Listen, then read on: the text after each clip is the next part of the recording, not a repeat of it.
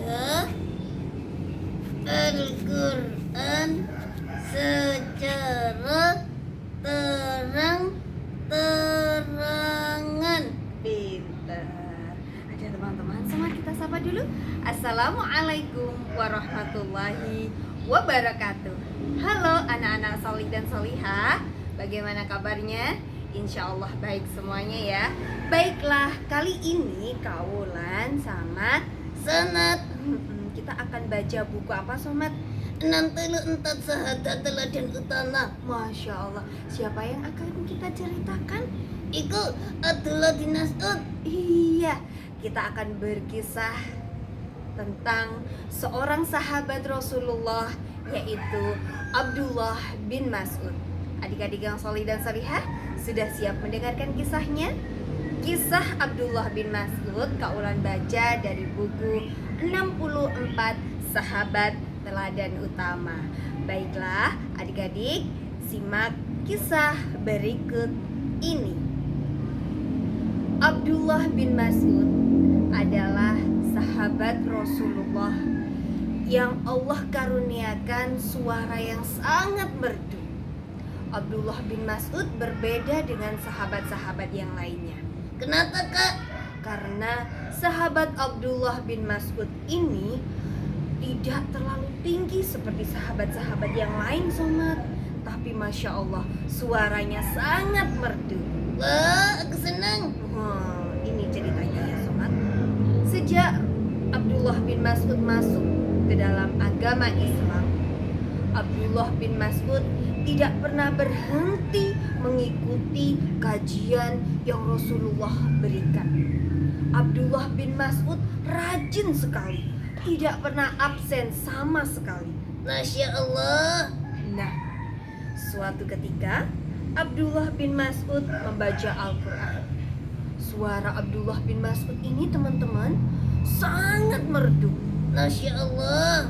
Nah, suatu ketika sahabat berkata, "Demi Allah, orang-orang Quraisy belum pernah sekalipun mendengarkan Al-Quran." Iya, betul. Mereka belum pernah mendengarkan lantunan ayat Al-Quran. Bagaimana kalau kita dengarkan mereka ayat-ayat Al-Quran? Tahu tidak teman-teman? Abdullah bin Mas'ud langsung mengangkat tangannya dan bersedia untuk membacakan ayat Al-Quran kepada para kafir Quraisy. Bagaimana kalau aku yang membacanya? Kata Abdullah bin Mas'ud. Tapi para sahabat yang lain khawatir akan terjadi sesuatu kepada Abdullah bin Mas'ud. Berarti sahabat-sahabat sayang sama Abdullah bin Mas'ud. Iya, Rasulullah pun sangat menyayangi Abdullah bin Mas'ud. Kemudian Abdullah bin Mas'ud berjalan. Ketika semua orang-orang kafir Quraisy sedang berkumpul, Abdullah bin Mas'ud kemudian membacakan ayat Al-Quran dengan suaranya yang lantang dan suaranya yang bagus. Masya Allah.